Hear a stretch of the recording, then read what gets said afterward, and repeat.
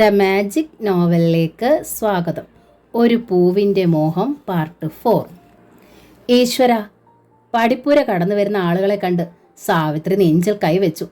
ഒരു പടയ്ക്കുള്ള ആളുണ്ടല്ലോ, ഇവർക്കിപ്പോൾ എന്താ കൊടുക്കുക? എല്ലാവരും ചുവന്ന് കൊഴുത്ത് നല്ല സൗന്ദര്യമുള്ളവർ. അമ്മയാണെങ്കിൽ നിറഞ്ഞ ഐശ്വര്യവതി, കസവ് നേരിയതും കസവ് വേഷ്ടിയും പട്ടുസാരികളും ഒക്കെയാണ് വേഷം. പെണ്ണുങ്ങൾക്ക് ദേഹം നിറയെ പണ്ടങ്ങൾ. സാവിത്രിക്ക് വല്ലാത്ത അപകർഷതാബോധം തോന്നി. കൂട്ടത്തിൽ ഇത് നടക്കാനുള്ള സാധ്യത തുലവും കുറവാണല്ലോ എന്ന ആശ്വാസവും.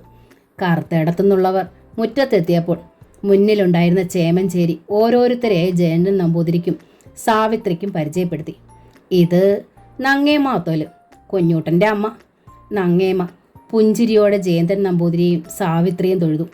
ജയന്തൻ നമ്പൂതിരി തിരിച്ചു തൊഴുതെങ്കിലും സാവിത്രി അതിന് തയ്യാറായില്ല, ഒന്ന് പുഞ്ചിരിക്കാൻ പോലും. ഇത് ഉണ്ണിമായാത്തോല്, പട്ടുസാരി ഉടുത്ത തടിച്ച് സുന്ദരിയായ 35-കാരിയെ ചൂണ്ടിയാണ് ചേമഞ്ചേരി പറഞ്ഞത്. കുഞ്ഞൂട്ടൻ്റെ ഓപ്പോള്, നേരെ മൂത്തതാ. ഏറ്റവും മൂത്ത തിരുമേനിയും ഉണ്ണിമായാത്തോലിൻ്റെ തിരുമേനിയും വന്നിട്ടില്ല. ഇവരെ കൂടാതെ ഇനി ഇല്ലത്ത് കുഞ്ഞൂട്ടൻ്റെ മുത്തശ്ശിയായ വലിയാത്തോലേ ഉള്ളൂ. ആ ആത്തോലമ്മ അറയിൽ നിന്ന് പുറത്തിറങ്ങാറേ ഇല്ല. ഏതേ കുഞ്ഞൂട്ടൻ? ജയന്തൻ നമ്പൂതിരി കൂട്ടത്തിലുള്ള ചെറുപ്പക്കാരെ രണ്ടുപേരെയും മാറി മാറി നോക്കി. ഇത് കസവ് വേഷ്ടിയും ജുബ്ബായും ധരിച്ച സുന്ദരനായ ചൂണ്ടി ചേമഞ്ചേരി. മറ്റേത് അനിയൻ ഭവദാസൻ. ഭവദാസന് പാൻറ്റും ടീഷർട്ടും ആയിരുന്നു വേഷം. എല്ലാവർക്കും പിന്നിൽ നാണിച്ചു നിന്ന ചുരിദാറിട്ട ഒരു 20-കാരിയാണ് അവസാനം പരിചയപ്പെടുത്തിയത്. സോമബാല ഈ വർഷം BCom ജയിച്ചു. ആത്തോലമ്മയുടെ വയറ് കഴുകി കൂട്ടി. പെൺകൊട കഴിഞ്ഞിട്ടില്ല, കുഞ്ഞൂട്ടൻ്റെ കഴിഞ്ഞിട്ട് വേണം സോമയുടേത്. നങ്ങേമ്മ പുഞ്ചിരിച്ചു. സോമയെ മാത്രം സാവിത്രി കൗതുകത്തിലൊന്ന് ശ്രദ്ധിച്ചു. താമരയുടെ അത്ര വരികില്ലെങ്കിലും ആരും ശ്രദ്ധിക്കും വിധം അഴകുള്ളൊരു കുട്ടിയാണ്. കറുത്തേടം നല്ല സ്വത്തുള്ള ഇല്ലമായ സ്ഥിതിക്ക് വേണേച്ചാൽ വ്യാസന് വേണ്ടി ആലോചിക്കാം. അടുത്ത നിമിഷം അവർക്കത് വേണ്ടെന്നും തോന്നി. ഡോക്ടറായ വ്യാസന് ഇതിലും ധനികയായ ഒരു കുട്ടിയെ കിട്ടുമല്ലോ. ചിലപ്പോൾ ഒരു ഡോക്ടറെ തന്നെ. അനാഥയായ താമരയ്ക്ക് ആലോചനയുമോ വന്നിടത്തുനിന്ന് തന്നെ വേണോ തൻ്റെ വ്യാസൻ പെണ്ണ് തിരഞ്ഞെടുക്കാൻ? എല്ലാവരും അകത്തേക്ക് വരൂ. സാവിത്രിയിൽ നിന്ന് യാതൊരു മര്യാദയും പ്രകടമാവാതിരുന്നപ്പോൾ നമ്പൂതിരി തന്നെ അതിഥികളെ അകത്തേക്ക് ക്ഷണിച്ചു. എല്ലാവരും നാലകത്ത് വന്നിരുന്നു. ജയന്തൻ നമ്പൂതിരിയുടെ പത്നിക്ക് തങ്ങളിൽ യാതൊരുവിധ താല്പര്യവുമില്ലെന്നുള്ള കാര്യം ബുദ്ധിമതിയായ നങ്ങേങ്ങമ്മയ്ക്ക് മനസ്സിലായി. ചേമഞ്ചേരി പറഞ്ഞ് സാവിത്രിയുടെ സ്വഭാവവും അവർ മനഃപ്പാടമാക്കിയിരുന്നു. ശമ്പളം കൊടുക്കാതെ സാവിത്രിക്ക് കിട്ടിയ പരിചാരകയാണ് താമര. ആ കുട്ടിക്ക് ഒരു നല്ല പെൺകൊട തരപ്പെടുന്നതിൽ സ്വാഭാവികമായും അവർക്ക് എതിർപ്പുണ്ടാവുമല്ലോ. നോക്ക്, നങ്ങേമ്മ മക്കളോട് പറഞ്ഞു, വേഗം കുട്ടിയെ കണ്ടിട്ട് നമുക്ക് മടങ്ങണം. അത് കേട്ട് നമ്പൂതിരി ഭവ്യതയോടെ അറിയിച്ചു, കുട്ടി അകത്ത് ഒരുങ്ങുകയാണ്.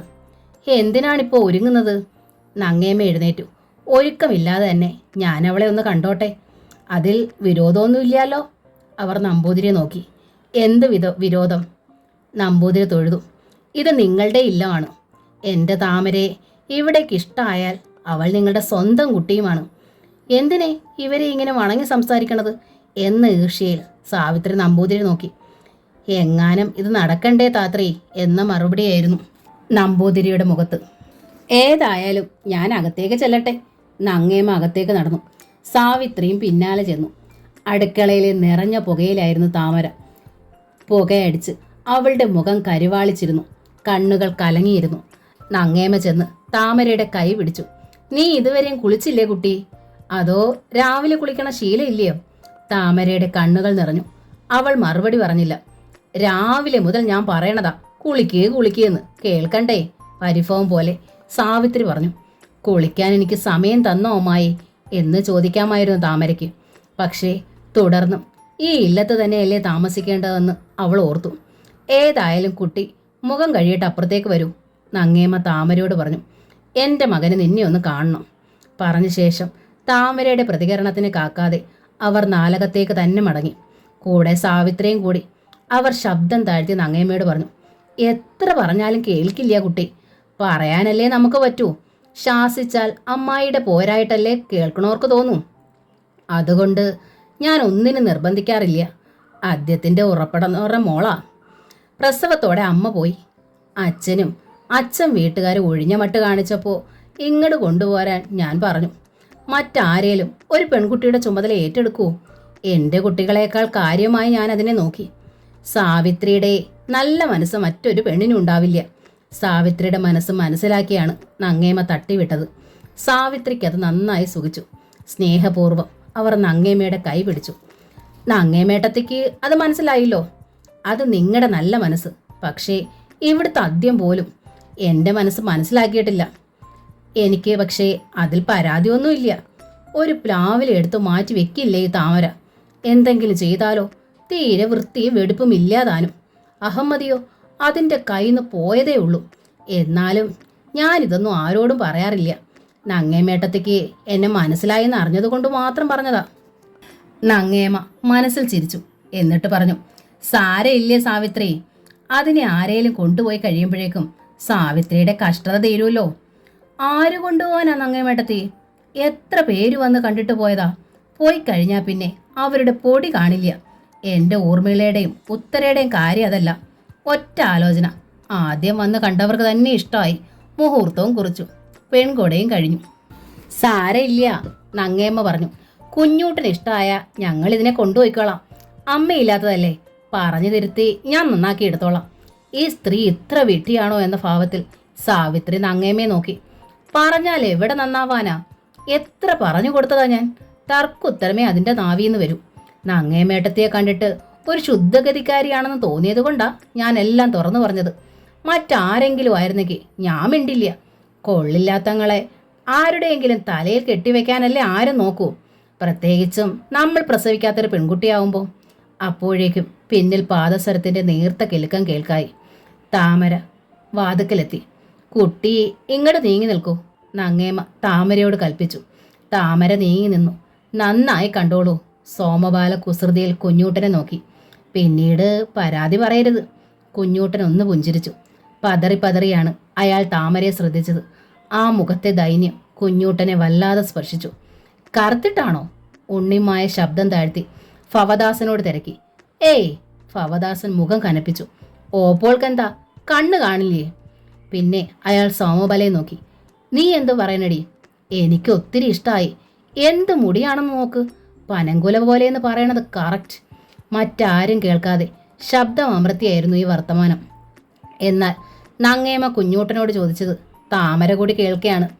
കുട്ടിയെ ഇഷ്ടമായോ കുഞ്ഞൂട്ടാ നിനക്ക്? തുറന്നു പറഞ്ഞോളൂ. ഒരുപാട് പെണ്ണ് കണ്ടവനാണ് നീ. ഒരുപാട് പേരുടെ മുന്നിൽ ചെന്ന് നിന്നവളാണത്രേ താമരയും. അവസാന വാചകം താമരയും ജയന്തൻ നമ്പൂതിരി അമ്പരപ്പിച്ചു. ഇല്ല, നമ്പൂതിരി വിളിച്ചു പറഞ്ഞു. നിന്റെ കുട്ടിയുടെ ആദ്യത്തെ പെണ്ണ് കാണലാണിത്. നങ്ങേമ സാവിത്രിയെ നോക്കിയില്ല. സാവിത്രി എത്ര ഭയങ്കര കള്ളിയാണെന്ന് കാലേ അവർ അറിഞ്ഞതാണല്ലോ. ആയിക്കോട്ടെ, നങ്ങേമ ചിരിച്ചു. താമരയുടെ ആദ്യത്തെ പെണ്ണ് കാണലായാലും കുഞ്ഞൂട്ടൻ്റെ മറുപടി അവൾ അറിഞ്ഞല്ലേ പറ്റൂ. എനിക്കിഷ്ടായോ എന്നതല്ല എൻ്റെ പ്രശ്നം, കുഞ്ഞൂട്ടൻ പറഞ്ഞു. എന്നെ ഇഷ്ടായോ എന്നതാണ്. ബാക്കി അയാൾ ശബ്ദം താഴ്ത്തിയാണ് പറഞ്ഞത്. എന്നെ ഇഷ്ടാവണ ഏത് പെൺകുട്ടിയെ വേൾക്കാൻ ഞാൻ തയ്യാറാ.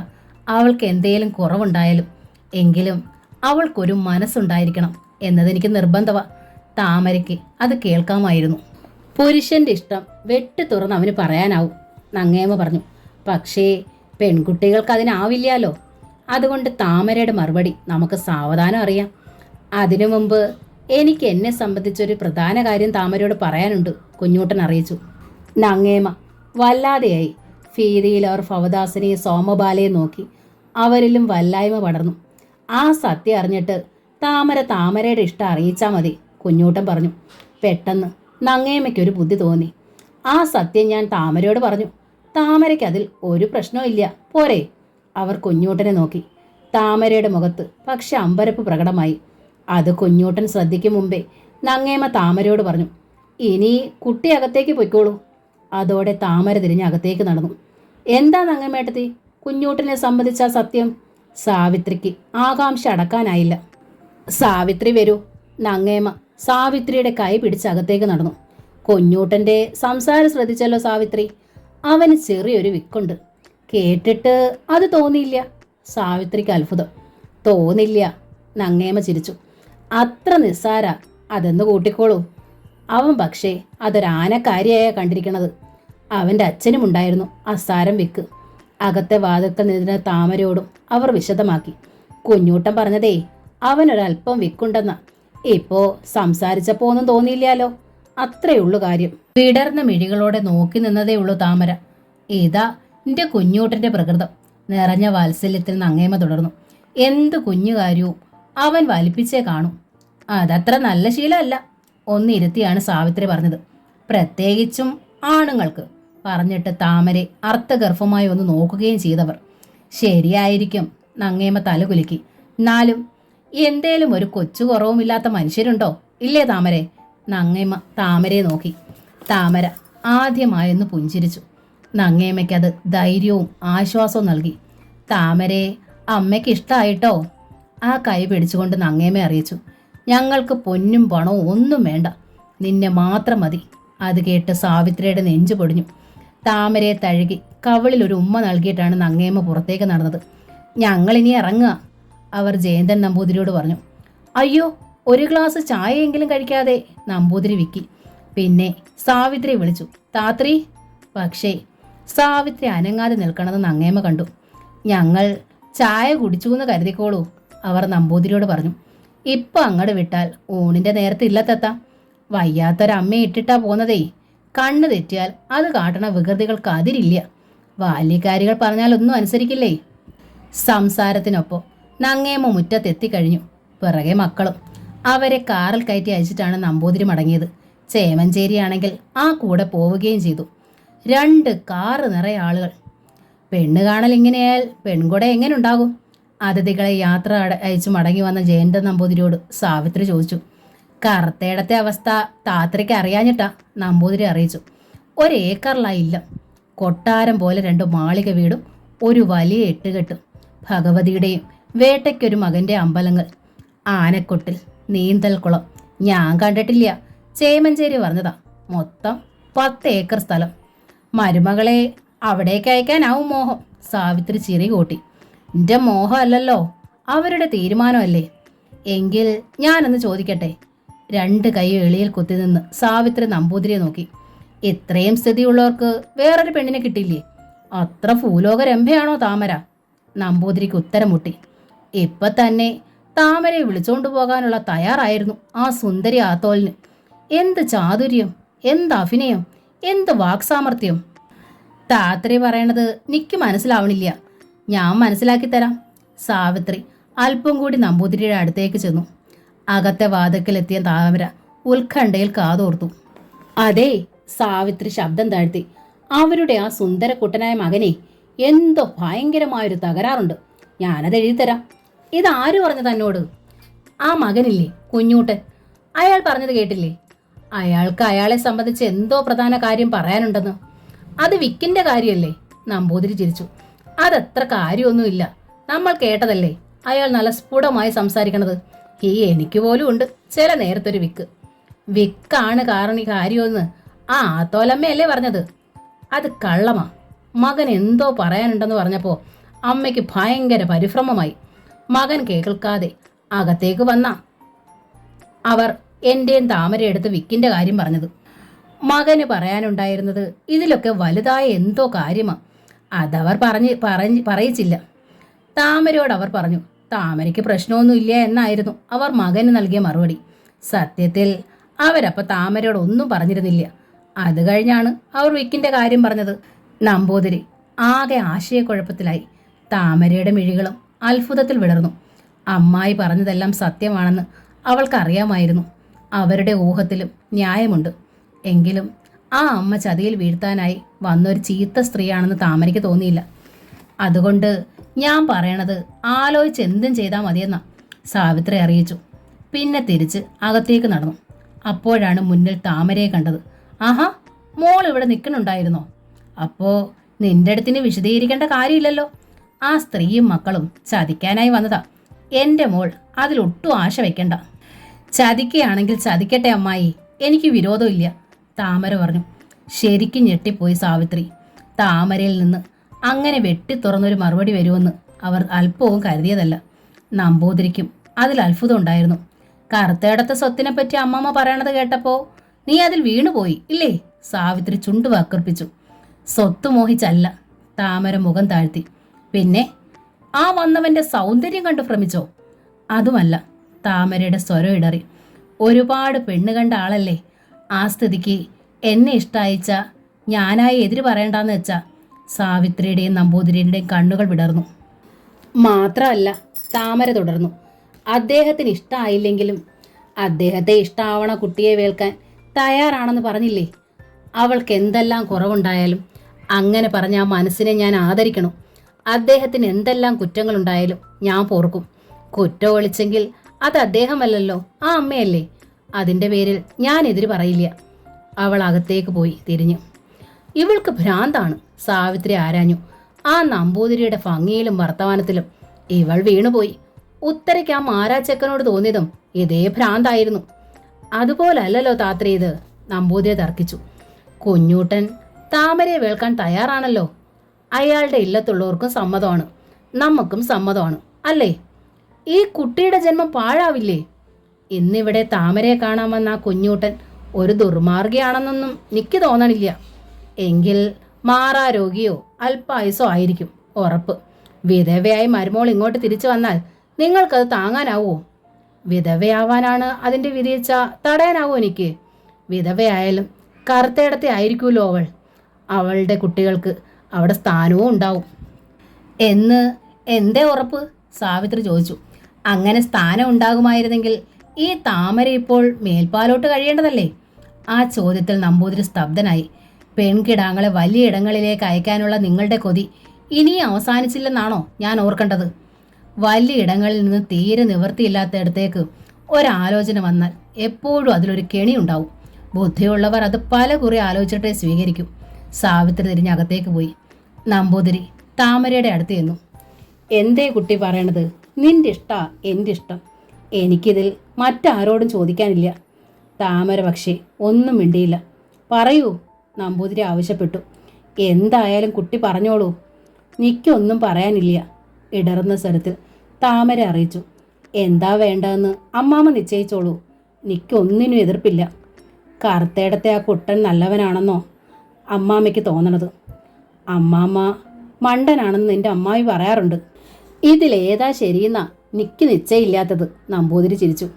താമര കുനിഞ്ഞ ശിരസോടെ നിന്നതേ ഉള്ളൂ. ഒരു കാര്യം ചെയ്യാം, നമ്പൂതിരി തുടർന്നു. പുറത്തുള്ളവരോട് ഞാൻ ഈ കറുത്തേടത്തെ കുറിച്ചും ഈ കുട്ടനെ കുറിച്ചും ഒന്ന് തിരക്കാം. ആരും ദോഷമൊന്നും പറയില്ല അച്ഛാ. അമ്മാമ്മ ഇതങ്ങ് തീരുമാനിക്കാം. കാത്തിരുന്ന ഇതുപോലൊന്നും ഇനി വന്നില്ലെങ്കിലോ?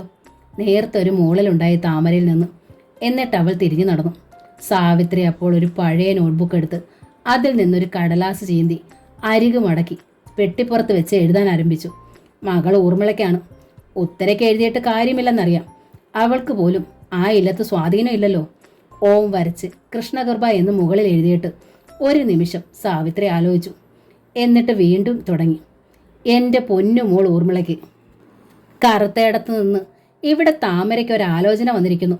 കോളേജ് അധ്യാപകനാണത്രേ ആൾ. അത് നടന്നാൽ നമുക്കാകെ കുറച്ചിലാകും മോളെ. നാട്ടുകാരും നമ്മളെ പഴിക്കും.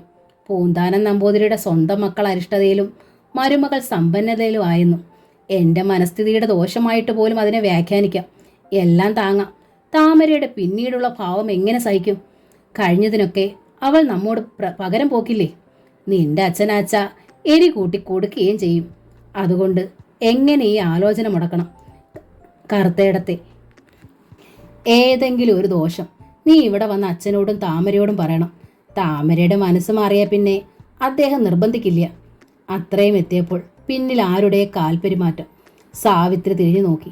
താമരയാണ്. ഊർമിളയ്ക്കൊരു കത്തെഴുതുകയായിരുന്നു ഞാൻ. പുറം കയ്യാൽ കടലാസ് മറച്ചുകൊണ്ട് സാവിത്രി താമരയോട് പറഞ്ഞു. എത്ര നാളായി അതിൻ്റെ ഒരു വിവരം അറിഞ്ഞിട്ട്? ഉത്തര പിന്നെ ഓടി ഓടി വരണത് കൊണ്ട് ആ വിഷമം വേണ്ട. എഴുതി കവറിലാക്കി തന്നോളൂ, താമര അറിയിച്ചു. ആശുപത്രിയിലേക്ക് പോകും വഴി ഞാൻ പോസ്റ്റ് ചെയ്തോളാം. വേണ്ട വേണ്ട, സാവിത്രിയുടെ സ്വരം മാറി.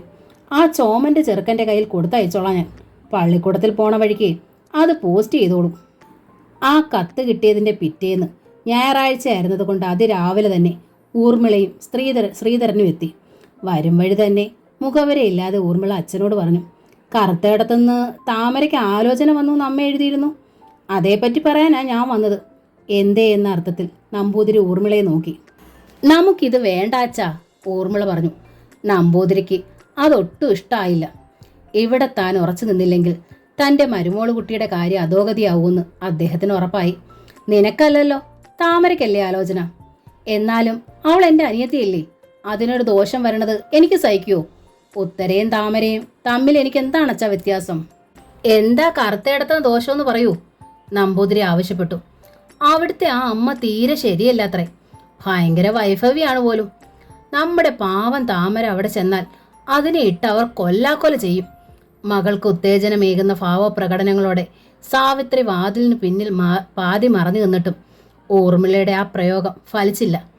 അമ്മയ്ക്കല്ലേ ദോഷമുള്ളൂ, നമ്പൂതിരി ചോദിച്ചു. മകന് ദോഷമൊന്നും ഇല്ലല്ലോ.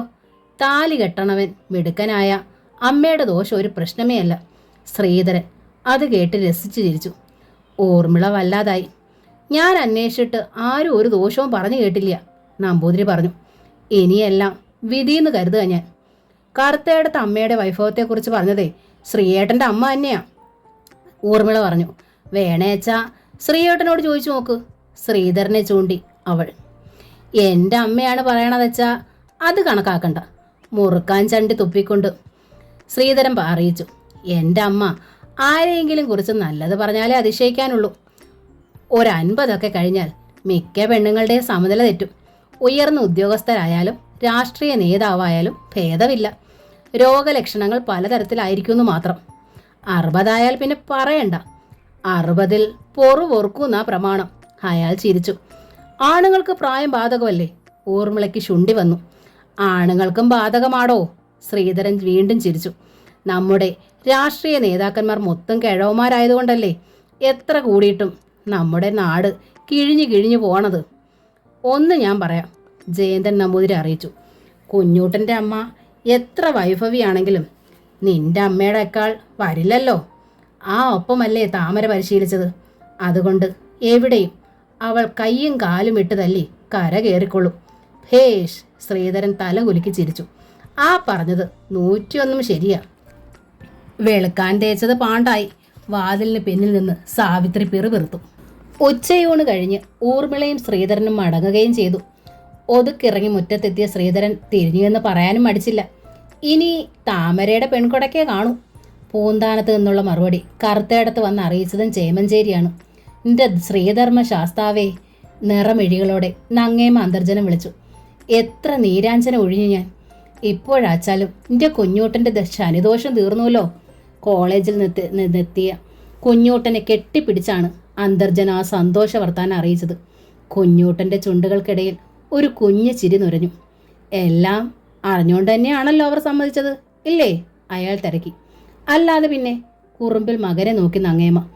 ആ കുട്ടിയെ അറിഞ്ഞുല്ലോ, ഇല്ലേ? എന്താ കുഞ്ഞൂട്ടാ, നിനക്ക് ഇത്രയും വിശ്വാസം ഇല്ലേ എന്നെ? എൻ്റെ അമ്മയുടെ സ്നേഹത്തിലുള്ള അധിക വിശ്വാസം കൊണ്ടാ എനിക്ക് ഈ സംശയം, കുഞ്ഞൂട്ടൻ ചിരിച്ചു. എന്നോടുള്ള സ്നേഹം കൊണ്ട് എൻ്റെ അമ്മ ആ പെൺകുട്ടിയെ ചതിക്കുമോന്ന്. നങ്ങേമ്മയുടെ മുഖം മങ്ങി. എന്തേ അമ്മേ? കുഞ്ഞൂട്ടൻ തിരക്കി. എന്നോട് പിണങ്ങിയോ? നിന്നോട് ഞാൻ പിണങ്ങോ കുഞ്ഞൂട്ടാ? നങ്ങേമ്മയുടെ തൊണ്ടയിടറി. എൻ്റെ 5 മക്കളും എനിക്ക് ഒരേപോലെ. എന്നാലും നിന്നോടൊരല്പം പ്രിയം കൂടുതലുള്ള കാര്യം ഞാൻ മറക്കണില്ല. അത് നീ ദണ്ണക്കാരനായതുകൊണ്ടും ഒത്തിരി പാവമായതുകൊണ്ടുമാണ്. അമ്മമാർക്ക് അങ്ങനെയാണെന്നൊരു ചൊല്ലുണ്ട്. ഊനമുള്ള കുഞ്ഞിനോട് ഉറവ് കൂടുമെന്ന്. കുഞ്ഞൂട്ടൻ മെല്ലെ അമ്മയുടെ മടിയിലേക്ക് തല ചായ്ച്ചു. വേളി നടന്നില്ലാച്ചാലും എനിക്ക് എൻ്റെ അമ്മയുടെ സ്നേഹം ഉണ്ടായാൽ മതി. അമ്മ എത്ര കാലം ഉണ്ടാവും കുഞ്ഞൂട്ടാ? മകൻ്റെ ചുമലിൽ തഴുകിക്കൊണ്ട് നങ്ങേമ്മ ആരാഞ്ഞു. അത് കഴിഞ്ഞു നിനക്ക് സ്നേഹം വേണ്ടേ? തുണ വേണ്ടേ? ദ്രോഹിക്കാൻ ആളുകൾ വട്ടമിടുമ്പോൾ ഒരു കൈത്താങ്ങിനെങ്കിലും ഒരു മനസ്സ്. ദാസനും സോമയൊന്നും എപ്പോഴും നിന്റെ അരികിൽ ഉണ്ടാവില്ലല്ലോ. അമ്മയില്ലാത്ത അച്ഛൻ ഉപേക്ഷിച്ച ആ പെൺകിടാവ് നിന്നെ സ്നേഹം കൊണ്ട് മൂടും. നിങ്ങൾ ഒന്നിച്ച് ജീവിക്കണത് കണ്ടിട്ട് മരിച്ചാലും മതി അമ്മയ്ക്ക്. നങ്ങേമ്മ വിങ്ങിക്കരഞ്ഞു.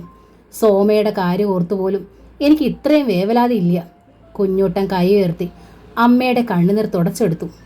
അപ്പോൾ നമുക്കിതങ്ങ് നിശ്ചയിക്കയില്ലയോ? നങ്ങേമ്മ കുഞ്ഞൂട്ടനോട് തിരക്കി. എല്ലാവർക്കും സമ്മതം വച്ചാ? കുഞ്ഞൂട്ടൻ പുഞ്ചിരിച്ചു. നിന്റെ സമ്മതം മാത്രമേ എനിക്ക് വേണ്ടൂ, നങ്ങേമ്മ പറഞ്ഞു. ഇതിൽ മറ്റാർക്കും കാര്യമില്ല. ഏട്ടയ്ക്ക് സമ്മതം അമ്മേ. ആട്ടുകത്തിലിനരികിലേക്ക് വന്നു നിന്നുകൊണ്ട് സോമബാല ചിരിച്ചു. ആ മുഖം കണ്ടാൽ അറിയില്ലേ, കൈ നീട്ടി കുഞ്ഞൂട്ടൻ സോമയെ ചേർത്ത് പിടിച്ചു. മറു കയ്യാൽ അമ്മയും. മുജ്ജന്മ ബന്ധമുണ്ടെന്നാ ശ്രീമംഗലം പറഞ്ഞത്. നങ്ങേമ നെടുവീർപ്പെട്ടു. അതുകൊണ്ട് ഇത് നടക്കാതെ പോയില്ലെന്നും. എന്തു മുജ്ജന്മ ബന്ധം? കുഞ്ഞൂട്ടൻ്റെ ഏട്ടനായ നരഹരി പൊട്ടിച്ചിരിച്ചു. ശ്രീമംഗലത്തിന് വയസ്സ് എത്രയായി? അയാളിപ്പോൾ ഗണിച്ചാലൊന്നും ഏൽക്കില്ലേ? തെക്കേ മാളികയിലായിരുന്നു നരഹരിയും പത്നിലതയും. കൂടെ ഹരിയുടെ നേരെ താഴെയുള്ള ഉണ്ണിമായെയും ഉണ്ണിയുടെ നമ്പൂതിരി ചാരുദത്തനും. തെക്കേ മാളിക കറുത്തേടത്തില്ലത്തെ ഗസ്റ്റ് ബംഗ്ലാവാണ്. അതിഥികളില്ലാത്തപ്പോൾ ഇല്ലത്തുള്ളവരും സ്വകാര്യം പറയാനായി അവിടെ ചെന്ന് ചേക്കേറും. പുഴക്കരയിലുള്ള മാളികയായതിനാൽ വേനൽക്കാലത്ത് കാറ്റുകൊണ്ടുറങ്ങാനും അവിടെ കേമം. പെൺവീട്ടുകാരെ ചതിച്ചുള്ള വേളിയാവുമ്പം എപ്പോഴായാലും അത് കലഹത്തിലേ കലാശിക്കൂ, ചാരുദത്തൻ പറഞ്ഞു. പാവപ്പെട്ട ഇല്ലമാണെന്ന് പറഞ്ഞിട്ട് കാര്യമില്ല. ആ നമ്പൂതിരിയുടെ മകൻ ഡോക്ടറാ. അവർ കേസ് കൊടുത്താ ചതിക്ക് കുഞ്ഞൂട്ടൻ ജയിലിൽ കിടക്കേണ്ടി വരും. ശരിയാത്, ഉണ്ണിമായ തൻ്റെ ആളിനെ സഹായിച്ചു. അല്ലെങ്കിലും കുഞ്ഞൂട്ടൻ എപ്പോഴെന്തിനാ ഒരു വേളി? നരഹരി ചോദിച്ചു. 30 കഴിഞ്ഞില്ലേ? മുമ്പ് ഉണ്ടായിരുന്നല്ല, ഇപ്പോഴും വട്ട് തന്നെ അവന്. ആണുങ്ങളുടെ തരമൊന്നും അല്ലേ? കോളേജിൽ നിന്ന് വന്ന അമ്മയുടെ മടിയിൽ. ആ പെൺകുട്ടി കാണുമ്പോൾ എന്താ വിചാരിക്കുക?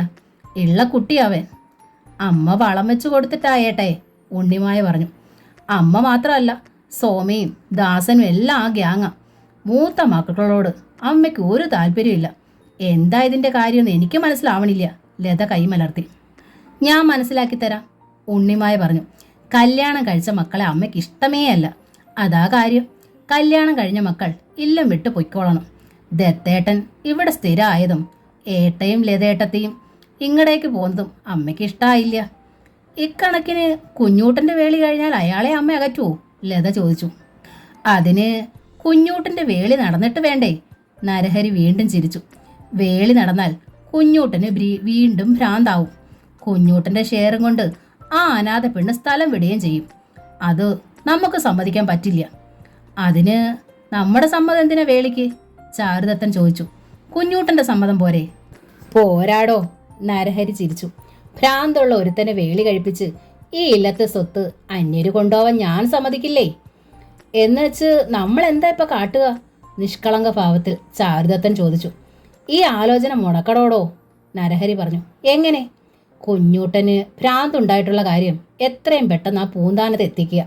വീർത്ത ബലൂൺ പൊട്ടും പോലെ ഇതങ്ങ് പൊട്ടിപ്പൊയ്ക്കോളും. നരഹരി ചിരിച്ചു രസിച്ചു. ആ വാർത്തയും കൊണ്ട് പൂന്താനത്ത് നിന്ന് പോയത് കുളക്കോഴി എന്ന് അപരനാമമുള്ള കല്ലൂർ കോണം ഗോപാലൻ നായരാണ്. അയാൾ പൂന്താനത്തിൽ എത്തുമ്പോൾ സാവിത്രി ഓപ്പയുടെ ഇല്ലത്ത് പോയിരിക്കുകയായിരുന്നു. നമ്പൂതിരി അകത്ത് ഭാഗവത പാരായണത്തിലും. തുണി തിരുമ്മി മുറ്റത്തെ അയൽ വിരിച്ചുകൊണ്ടിരുന്ന താമരയോടാണ് കുളക്കോഴി പൂന്താനത്തെ തിരക്കിയത്. അമ്മാമ്മ ഭാഗവതം വായിക്കുകയാണ്, ഞാൻ പോയി വിളിച്ചോണ്ട് വരാം, താമര പറഞ്ഞു. ഞാൻ കല്ലൂർ കോണം ഗോപാലൻ നായർ, കുളക്കോഴി ജയന്തൻ നമ്പൂതിരിയോട് പറഞ്ഞു. കറുത്തേടത്ത് ഇല്ലത്തിനടുത്താ വീട്. നമ്പൂതിരിയുടെ കണ്ണുകൾ വിടർന്നു. അകത്തുനിന്ന് താമരയും കാതോർത്തു. കറുത്തേടത്ത് സുദേവൻ നമ്പൂതിരി ഇവിടുത്തെ കുട്ടിയെ വേളി കഴിക്കാൻ പോവാണെന്ന് കേട്ടു. സത്യത്തിൽ അതിലൊരു ചതിയുണ്ട്. അത് പറയാനാ ഞാൻ വന്നത്. എനിക്കും പെൺമക്കളുള്ളത് കൊണ്ടാ. എന്ത് ചതി? നമ്പൂതിരി ചോദിച്ചു. സുദേവൻ എന്ന കുഞ്ഞൂട്ടന് ഒരിക്കൽ ഭ്രാന്ത് വന്നതാണ്. ഇപ്പോൾ കുറവുണ്ടെങ്കിലും ഇനി വന്നൂടാന്നില്ല. ഒന്ന് തിരക്കിയിട്ട് ഉറപ്പിച്ചാ നന്ന്. ആരാ നിങ്ങളെ അയച്ചത്? എൻ്റെ സ്വന്തം ഇഷ്ടപ്രകാരം വന്നതാ. ഒരു പെൺകുട്ടി ചതിയിൽ പെടാതിരിക്കാൻ പറഞ്ഞിട്ട് കുളക്കൂഴി തിരിഞ്ഞു നടന്നു. സാവിത്രി ഊർമിളയ്ക്ക് കത്തെഴുതിയത് നമ്പൂതിരിക്കറിയാം. ഓപ്പയെ കാണാൻ പോയിരിക്കണതും അറിയാം. ആ വഴിക്ക് വന്ന വല്ല കെണിയുമാണോ എന്ന് അദ്ദേഹത്തിന് സംശയമുണ്ടായിരുന്നു. എങ്കിലും നമ്പൂതിരി തളർന്നിരുന്നു പോയി. താമര അമ്മാമ്മയുടെ മുന്നിലെത്തി. മോള് വിഷമിക്കേണ്ട, നമ്പൂതിരി പറഞ്ഞു. ഒന്നുകൂടി അന്വേഷിച്ചിട്ടേ അമ്മാമ്മ നടത്തൂ. ഇനി അന്വേഷിക്കേണ്ട അമ്മാമ്മേ, താമര പറഞ്ഞു. എനിക്ക് ഈ ആലോചനയ്ക്ക് സമ്മതമാണ്. അദ്ദേഹത്തെ ഞാൻ കണ്ടതാണല്ലോ. ശരിക്കും ഭ്രാന്തനായാലും ഞാൻ സഹിച്ചോളാം. ഭ്രാന്ത് വന്നവർക്കും വേണ്ടേ ആരെങ്കിലും ഒരു തുണ? നമ്പൂതിരി അത്ഭുതത്തിൽ മരുമകളെ നോക്കി. എൻ്റെ ആളിന് ഭ്രാന്തുണ്ടാകാൻ യോഗം ഉണ്ടെങ്കിൽ എനിക്കത് തടയാനാവോ? എൻ്റെ യോഗം മറിച്ചാണെങ്കിൽ അദ്ദേഹത്തിൻ്റെ ഭ്രാന്ത് മാറാനും വഴിയില്ലേ? താമര ചോദിച്ചു. നമ്പൂതിരിക്ക് ശബ്ദിക്കാനായില്ല. തക്ഷകന്റെ കയ്യിൽ നിന്ന് രക്ഷപ്പെടാൻ പരീക്ഷിത്ത് മഹാരാജാവ് നടത്തിയ പ്രയത്നങ്ങളെക്കുറിച്ച് അമ്മാമ്മ തന്നെയല്ലേ എനിക്ക് പറഞ്ഞു തന്നിട്ടുള്ളത്. എൻ്റെ വിധിയിൽ നിന്ന് ഞാൻ ഇനി എങ്ങോട്ടും ഒളിച്ചോടണില്ല. ഒരു പെൺകൊട എനിക്കുണ്ടച്ചാൽ അത് ഇതായിരിക്കും. താമരയുടെ സ്വരത്തിന് നല്ല ഉറപ്പുണ്ടായിരുന്നു. നമ്പൂതിരിക്ക് അത് വിശ്വസിക്കാനായില്ല. അതിനിടയിൽ ഹരിഗോവിന്ദം വീണ്ടും ഡോക്ടർ ഹൃദയകുമാരിയുടെ ആശുപത്രിയിലെത്തി. പഴയ അസുഖം തന്നെ. താമരയെ നേരിടാനുള്ള പ്രയാസം കൊണ്ട് ഡോക്ടർ ഹൃദയയ്ക്ക് പകരം വേറെ 1-2 ഡോക്ടേഴ്സിനെ കണ്ടതാണ് ഹരി. പക്ഷേ അസുഖം മാറണ്ടേ? ഹൃദയയുടെ കൈപുണ്യം അയാൾക്ക് ബോധ്യമായി. അങ്ങനെ ചമ്മലോടെയാണ് വീണ്ടും ഡോക്ടർ ഹൃദയകുമാരിയുടെ മുന്നിലെത്തിയത്. ഭാഗ്യത്തിന് താമരയ്ക്ക് അന്ന് നൈറ്റായിരുന്നു. മരുന്ന് കുറിച്ച ശേഷം ഡോക്ടർ ഹൃദയകുമാരി കുസൃതിയിൽ ഹരിഗോവിന്ദനോട് തിരക്കി, മിസ്റ്റർ ഹരിഗോവിന്ദന്റെ വേളി കഴിഞ്ഞോ? ഹരിയിൽ ജാള്യതയുണ്ടായി. ഡോക്ടർ, അതെൻ്റെ തെറ്റല്ല, മുഖം കുനിച്ചുകൊണ്ട് അയാൾ അറിയിച്ചു. ആ കുട്ടിയെക്കുറിച്ച് സ്റ്റോപ്പ്. ഹൃദയയുടെ ശബ്ദം ഉയർന്നു. യഥാർത്ഥത്തിൽ നടന്നത് എന്താണെന്ന് അവർ ഹരിക്ക് വിശദീകരിച്ചു. നിങ്ങൾ ആ കുട്ടിയെ വേളി കഴിക്കാൻ വേണ്ടി പറഞ്ഞതല്ലിത്. അവൾക്ക് കുറച്ചുകൂടി നല്ലൊരു പ്രപ്പോസൽ വന്നിട്ടുണ്ട്. മിക്കവാറും അത് നടന്നേക്കും. അത്രയും നല്ലൊരു കുട്ടിയെ നിങ്ങൾ അർഹിക്കുന്നില്ലെന്നേ ഞാൻ പറയണുള്ളൂ. കുനിഞ്ഞ മുഖത്തോടെ ഹരി എഴുന്നേറ്റു. എനിക്ക് ആ കുട്ടി ഇപ്പോഴും ഇഷ്ടമാണ് ഡോക്ടർ. അവളെപ്പറ്റി അങ്ങനെയൊക്കെ കേട്ടിട്ടും എൻ്റെ ഇഷ്ടം പോയിരുന്നില്ല. സത്യം എന്താണെന്നറിയാൻ ഞാൻ കാത്തിരിക്കുകയായിരുന്നു. അയാളുടെ സ്വരം ഇടറി. അപ്സെറ്റ്. ഹൃദയകുമാരിയുടെ മുഖത്ത് പുച്ഛം നിറഞ്ഞു. ഇനി നിങ്ങൾ ഈ ഇഷ്ടവുമായി അവളെ ശല്യപ്പെടുത്തരുത്. ഞാൻ പറഞ്ഞല്ലോ, ഉടനെ അവളുടെ വിവാഹം ഉണ്ടാവും. പക്ഷേ ഹരിക്ക് താമര അങ്ങനെ വിടാനായില്ല. വീണ്ടും വഴിയരികിൽ അവളുടെ മുന്നിൽ അയാൾ കാർ നിർത്തി.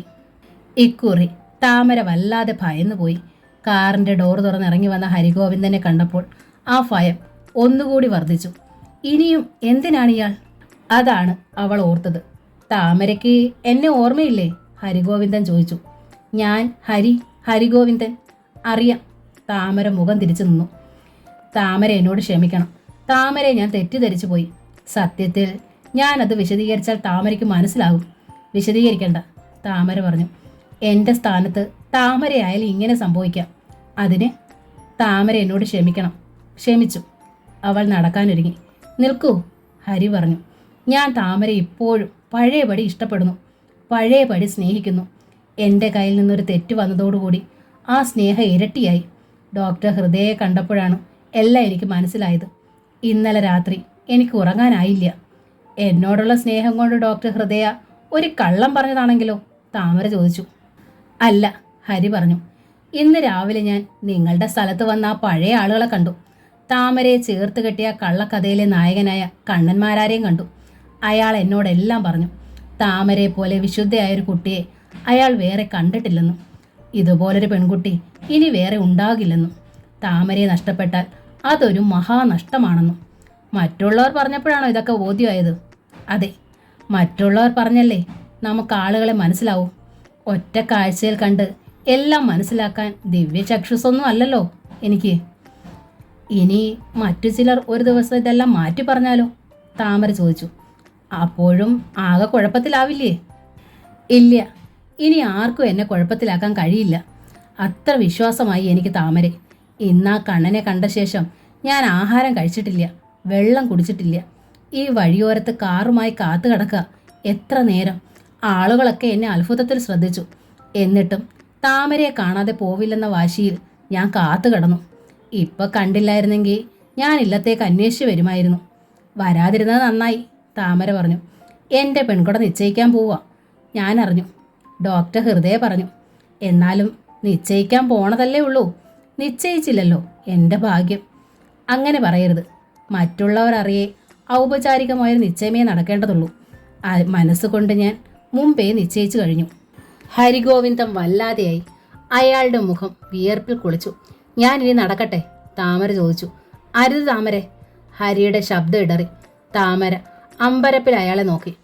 എനിക്ക് താമരയെ കൂടാതെ ജീവിക്കാൻ വയ്യ. അത്രമാത്രം ഞാൻ തന്നെ സ്നേഹിക്കുന്നു.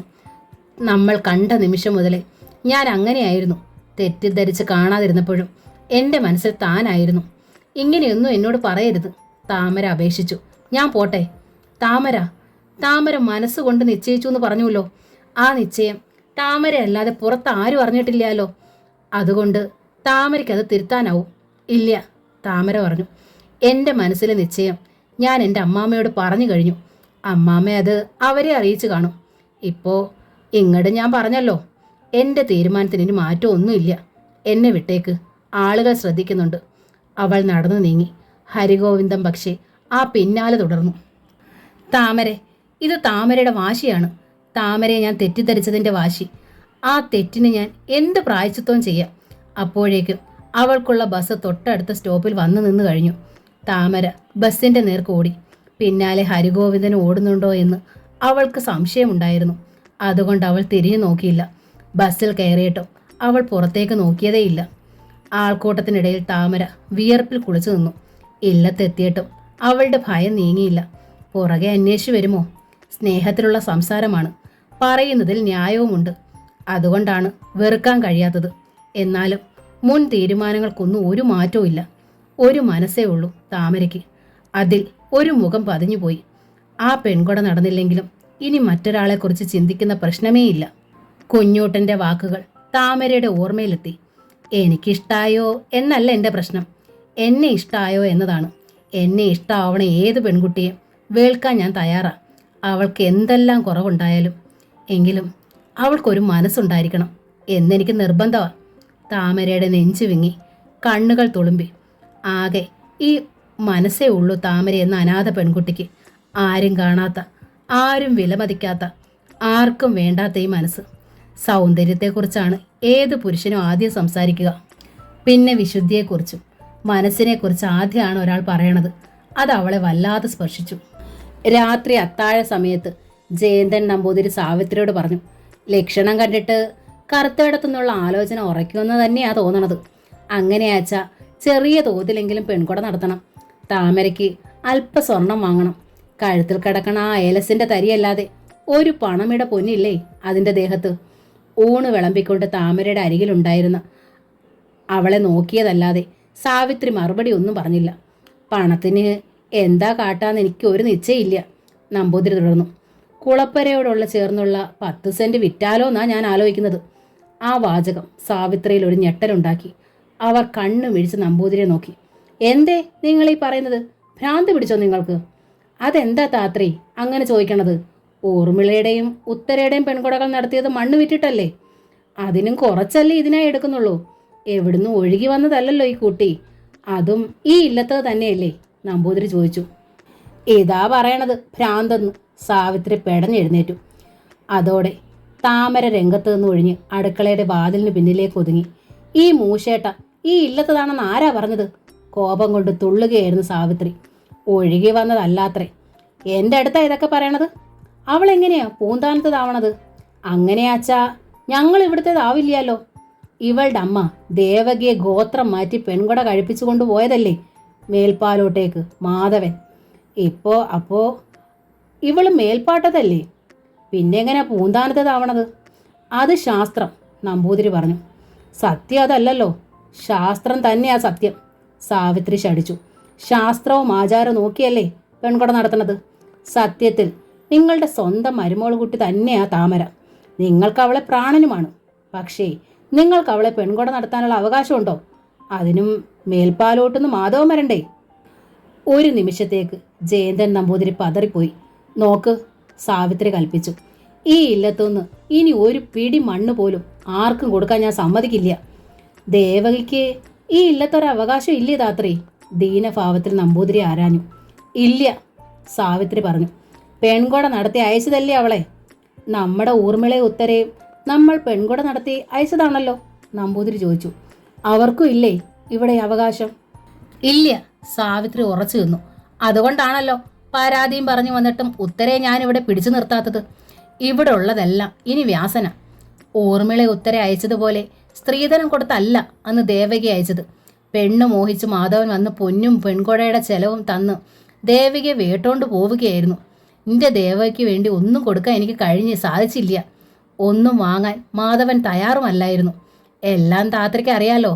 ഇങ്ങോട്ട് വരുമ്പോൾ അന്ന് എന്തൊക്കെയാണ് തന്നിട്ടുള്ളതെന്ന്. എന്നിട്ട് ആ ദേവകി മരിച്ച ശേഷം ഈ മകൾക്ക് വേണ്ടി ഒരു വിഷുക്കൈനീട്ടം പോലും മാധവൻ ഇതുവരെ കൊണ്ടുവന്നിട്ടില്ലല്ലോ. അമ്മ പോയതോടെ കുഞ്ഞിനെ വേണ്ടതായില്ലോ. അതിനൊക്കെ 100 കാരണങ്ങളുണ്ടാവും താത്രി. മനുഷ്യനല്ലേ? നമ്പൂതിരിയുടെ തൊണ്ടയിടറി. അമ്മയും പോയി, അച്ഛനെ കൊണ്ട് പ്രയോജനം ഇല്ലാതായി ഈ കുട്ടിക്ക് വേണ്ടി നമ്മൾ എന്തേലും ചെയ്യണ്ടേ? ഈ ഇല്ലത്ത് അവളുടെ അമ്മ പിറന്നത്. ആ ഒരു അവകാശമെങ്കിലും താമരയ്ക്ക് ഈ ഇല്ലത്തുണ്ട്. ഇനിയിപ്പോൾ അവകാശം ഇല്ലയെന്ന് താത്രി സ്ഥാപിച്ചാലും ദീനാനുകമ്പയുടെ ഒരു ന്യായം ഉണ്ടല്ലോ അതിൻ്റെ വശത്ത്. എന്ത് ന്യായം ഉണ്ടായാലും ഏത് അവകാശം ഉണ്ടായാലും ഈ ഇല്ലത്തുനിന്ന് ഇനി ഒരു പിടി മണ്ണ് വിൽക്കാൻ ഞാൻ സമ്മതിക്കില്ല. സാവിത്രി വെട്ടിത്തിരിഞ്ഞ് കിടക്കറയിലേക്ക് നടന്നു. നടക്കുന്നതിനിടയിൽ അവർ ഉറക്കെ ശാപം ഉതിർത്തു. ഈശ്വര, ഗണ്ടാന്തം പിറന്ന ഒരുത്തി കാരണം ബാക്കിയുള്ളവർക്ക് ഒരു കാലവും സൗകര്യമില്ലാതായല്ലോ. നശിച്ചു പോകും ഇവൾ, ഒരു നാളും നന്നാവാതെ പോകും. നെഞ്ചു നൊന്ത് ഞാൻ ശപിക്കുക. എന്തു വേണ്ടു എന്നറിയാതെ സ്തബ്ധയായിരുന്ന നമ്പൂതിരിയുടെ അരികിലേക്ക് താമര തിരിച്ചെത്തി. അമ്മാമ്മ വിഷമിക്കരുത്. പൊന്നും സ്ത്രീധനവും ഇല്ലാതെ പെൺകുട നടക്കില്ല അച്ഛാ. എനിക്ക് പെൺകുട വേണ്ട അമ്മാമ്മേ. സ്ഥലം വിൽക്കുന്ന കാര്യം അമ്മാമ്മ ആലോചിക്കേ വേണ്ട. ഞാനും അതിനെതിരാ. പൊന്നും സ്ത്രീധനം വേണ്ടെന്ന് വെച്ചാലും പെൺകുടയ്ക്ക് പണം വേണ്ടേ കുട്ടി? ചിലപ്പോൾ അതും അവർ തരാൻ തയ്യാറായിന്ന് വരും. അത് വാങ്ങണത് കുറച്ചിലല്ലേ? ഇത്തിരി സ്വർണ്ണമെങ്കിലും അമ്മാമ്മയുടെ വകയായി തരണമെന്ന് വലിയ ആശയുണ്ട്. ധർമ്മമായി നിന്നെ കറുത്തേടത്തേക്ക് അയക്കണതെന്ന് ഓർക്കുമ്പോൾ നെഞ്ചു നീറണു. ഞാൻ ഇത്ര പാങ്ങില്ലാത്തവനായല്ലോ എൻ്റെ കുട്ടിയെ. അമ്മാമ്മ എനിക്ക് മറ്റെങ്ങും കിട്ടാത്ത സ്നേഹം തരണുണ്ടല്ലോ. നമ്പൂതിരിയുടെ കണ്ണിലെ നനവ് ഒപ്പിക്കൊടുത്തു താമര. എനിക്ക് അത് മതി. പെൺകുടയുടെ ചെലവിനുള്ള രൂപ ആശുപത്രിയിൽ നിന്ന് തരാമെന്ന് ഹൃദയ ഡോക്ടർ പറഞ്ഞിട്ടുണ്ട്. അവരുടെ സംഭാവനയൊന്നും അല്ലത്. എൻ്റെ ആ ശമ്പളത്തിൽ നിന്ന് ചെറിയൊരു സംഖ്യ ആശുപത്രിയിലേക്ക് പിടിച്ചിരുന്നു. അതിൻ്റെ പലിശയുണ്ടാവും. അതിനനുസരിച്ച് ചെറിയ രീതിയിൽ നടത്തിയാൽ മതി അമ്മാമ്മേ പെൺകുട. കറുത്തേടത്തുള്ളവർക്ക് എന്ത് തോന്നുമാവോ? എന്ത് തോന്നിയാലും സാരമില്ല അമ്മാമ്മേ.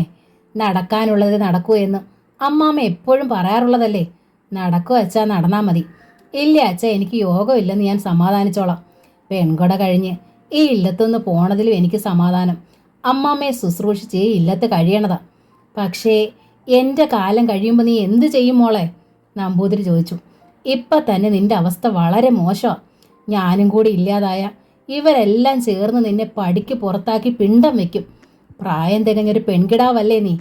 അംഗഭംഗം ഉള്ളവനായാലും മനസാക്ഷിയുള്ള ഒരു പുരുഷൻ്റെ ഒപ്പം നിന്നെ പറഞ്ഞയച്ചാലേ അമ്മാമ്മയ്ക്ക് സമാധാനമായി മരിക്കാൻ കഴിയൂ. താമര പിന്നെ ഒന്നും പറഞ്ഞില്ല. ഏതായാലും നാളെ ഞാൻ കറുത്തേടം വരെ ഒന്ന് പോകാൻ തീരുമാനിച്ചു. ഇവിടുത്തെ അവസ്ഥകളെല്ലാം തുറന്നു പറയാൻ പോവുക. അവർ എന്താ അച്ഛാ തീരുമാനിക്കട്ടെ. കിണ്ണത്തിൽ എച്ചിൽ കൈ കുടഞ്ഞിട്ട് എഴുന്നേറ്റ് നമ്പൂതിരി. പിറ്റേന്ന് കറുത്തേടത്തേക്ക് പോകാൻ പുറപ്പെടാൻ അദ്ദേഹം മുറ്റത്തേക്കുള്ള ഒതുക്കിറങ്ങുമ്പോഴാണ് പടിപ്പുരയ്ക്ക് മുന്നിൽ കാർ വന്നു നിന്നത്. ആരാണാവോ എന്ന ഭാവത്തിൽ നമ്പൂതിരി നിന്നു. കാറിൻ്റെ ഡോർ തുറന്നിറങ്ങിയത് ഉത്രത്തെ ഹരിഗോവിന്ദനായിരുന്നു. അതോടെ നമ്പൂതിരിയുടെ പുരികം ചുളിഞ്ഞു. ഹരിഗോവിന്ദൻ പടിപ്പുര കടന്ന് മുറ്റത്തെത്തി. ഒരിടത്തേക്ക് പുറപ്പെട്ടിറങ്ങിയതാണ് ഞാൻ, നമ്പൂതിരി അറിയിച്ചു. ശകുനക്കേടായോ ഞാൻ? ഹരിഗോവിന്ദൻ്റെ മുഖത്ത് അപരാധഭാവം. അതോടെ നമ്പൂതിരിക്ക് അലിവ് തോന്നി. ഏതായാലും ഇത്രടം വന്നതല്ലേ? നമ്പൂതിരി ചോദിച്ചു. കയറിയിരിക്കുക. ഇന്നിനി യാത്ര വേണ്ടാന്ന് വെച്ചു ഞാൻ. അദ്ദേഹം തിരിഞ്ഞ് ഒതുക്ക് കയറി. പിറകെ ഹരിഗോവിന്ദന് ഉമ്മറത്തെത്തി. നമ്പൂതിരി അയാൾക്ക് കസേര നീക്കിയിട്ടു. തൻ്റെ തിരിച്ചുവരവിൻ്റെ കാരണം വ്യക്തമാക്കി ഹരിഗോവിന്ദൻ. ഉള്ളിൽ ഒരല്പം രോഷമുണ്ടായി നമ്പൂതിരിക്ക്. എങ്കിലും പുറമേ അത് ഭാവിച്ചില്ല. മറ്റൊരു പെൺകുട തീരുമാനത്തിനടുത്തെത്തിയിരിക്കുക, നമ്പൂതിരി അറിയിച്ചു. ഇനിയിപ്പോൾ ഇതിലേത് സ്വീകരിക്കണമെന്ന് താമര തന്നെ തീരുമാനിക്കട്ടെ. അവളുടെ മനസ്സ് ആരുടെ ഭാഗത്താണെന്ന് അറിയില്ലല്ലോ. താമരയോട് ഞാൻ സംസാരിച്ചു, ഹരിഗോവിന്ദൻ പറഞ്ഞു. കഴിഞ്ഞതിന് ക്ഷമാപണവും ചെയ്തു. പക്ഷേ താമര എനിക്ക് മാപ്പ് തരാൻ തയ്യാറല്ലെന്ന് തോന്നണു. അമ്മാമ്മയൊന്ന് പറഞ്ഞാൽ. നമ്പൂതിരി ചിരിച്ചു. പുറം കാഴ്ചയിൽ ചില ആളുകൾ പഞ്ചപാവങ്ങളായിരിക്കും. എന്നാൽ നിർണായകമായ ചില മുഹൂർത്തങ്ങളിൽ നമുക്ക് ബോധ്യമാവും അസാമാന്യമായ മനസ്സുറപ്പും ആത്മാഭിമാനവും ഉള്ളവരാണ് അവരെന്ന്. ഉത്തര രാമായണത്തിൽ സീതാദേവി കാണിച്ച ധീരത അറിയാമല്ലോ. അപവാദം കേട്ട് തന്നെ ഉപേക്ഷിച്ച് കളഞ്ഞ ശ്രീരാമചന്ദ്ര മഹാരാജാവ് പിന്നീട് വാൽമീകി ആശ്രമത്തിൽ തേടിയെത്തിയപ്പോൾ മാപ്പാക്കി കൂടെ പോയില്ല സീത. ആത്മാഭിമാനത്തോടെ ഭൂമി പിളർന്ന് അന്തർദാനം ചെയ്തു. അതാണ് സ്ത്രീയുടെ അഭിമാനം. ഹരിഗോവിന്ദൻ്റെ മുഖം ചുവന്നു. അയാൾ എഴുന്നേറ്റു. സ്ത്രീക്ക് മാത്രമല്ലല്ലോ അഭിമാനം, ഹരി ചോദിച്ചു. പുരുഷനുമില്ലേ? മാപ്പ് ചോദിക്കുന്നിടം വരെ അവൻ താഴും. ഭൂമിയുടെ അടിയിലേക്ക് താണാൽ അവൻ പുരുഷനല്ലാതാവില്ലേ? അതിന് ഞാൻ തയ്യാറല്ല. ഏതായാലും എൻ്റെ ചെറിയൊരു മനോദൗർബല്യത്തെ മഹാപാതകമായി കാണുന്ന താമര സ്വയം വരിച്ചിരിക്കണത് കറുത്തേടത്ത് കുഞ്ഞൂട്ടനെയാണല്ലോ. അയാൾ ചെയ്തത്ര പാതകമൊന്നും ഞാൻ ചെയ്തിട്ടില്ല. അകത്തേക്ക് കൂടി കേൾക്കാൻ പാകത്തിൽ ഉറച്ച ശബ്ദത്തിലാണ് അയാൾ പറഞ്ഞത്. ഉമ്മറ വാതിലിന് പിന്നിൽ നിന്നിരുന്ന താമരയ്ക്ക് അത് കേൾക്കാമായിരുന്നു. താമര മാത്രമല്ല, പിറകിൽ ഒളിച്ചു നിന്ന സാവിത്രിയും കേട്ടു.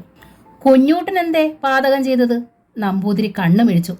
ഒരിക്കൽ ഭ്രാന്ത് വന്ന കാര്യം അയാൾ നിങ്ങളടുത്ത് പറഞ്ഞിട്ടില്ലല്ലോ, അത് പാതകമല്ലേ? ഹരിഗോവിന്ദൻ ചോദിച്ചു. നമ്പൂതിരി ഞെട്ടിപ്പോയി. കറുത്തേടത്തിനടുത്തുള്ള കല്ലൂർ കോണം ഗോപാലൻ നായർ അന്ന് പറഞ്ഞത് അദ്ദേഹം അവഗണിച്ചിരിക്കുകയായിരുന്നു. എന്നാൽ ഇപ്പോൾ അത് തന്നെ ഇയാളും. നേരുണ്ടോ ഇതിൽ? ഭ്രാന്ത് വന്നു എന്ന് മാത്രമല്ല, ഹരിഗോവിന്ദൻ തുടർന്നു. ഗോപാലപുരത്ത് ഒരാണ്ട് ചികിത്സയിലുമായിരുന്നു. ചങ്ങലക്കിട്ടാണത്രേ അന്ന് ഗോപാലപുരത്തിന് കൊണ്ടുപോയത്. ഇപ്പോഴും പത്യമുണ്ട്. മനസ്സ് നൊന്താൽ ഇളക്കവും ഉണ്ടാവാറുണ്ടത്രേ. ഒതുക്കിറങ്ങി അയാൾ പുറത്തേക്ക് നടന്നു. നമ്പൂതിരി ശ്വാസം നിലച്ച പോലെ നിന്നു. പിന്നിൽ നിന്നുള്ള ചിരി കേട്ട് താമര തിരിഞ്ഞു നോക്കിയപ്പോൾ സാവിത്രി ചോദിച്ചു, ഇപ്പൊ എങ്ങനെ? താമരയിൽ പക്ഷേ ഒരു പതർച്ചയും ഉണ്ടായില്ല. എൻ്റെ അമ്മാമ്മ സമ്മതിക്കുകയാണെച്ചാ ഇപ്പോഴും ഈ പെൺകുടയ്ക്ക് ഞാൻ തയ്യാറാണ്. ഒരു പൂവിൻ്റെ മോഹം എന്ന നോവലിൻ്റെ ഈ ഭാഗം ഇവിടെ പൂർണ്ണമാവുകയാണ്. ഈ നോവൽ നിങ്ങൾക്ക് ഇഷ്ടമായെങ്കിൽ ലൈക്ക് ചെയ്ത്, ഷെയർ ചെയ്ത്, സബ്സ്ക്രൈബ് ചെയ്യണേ. Thank you.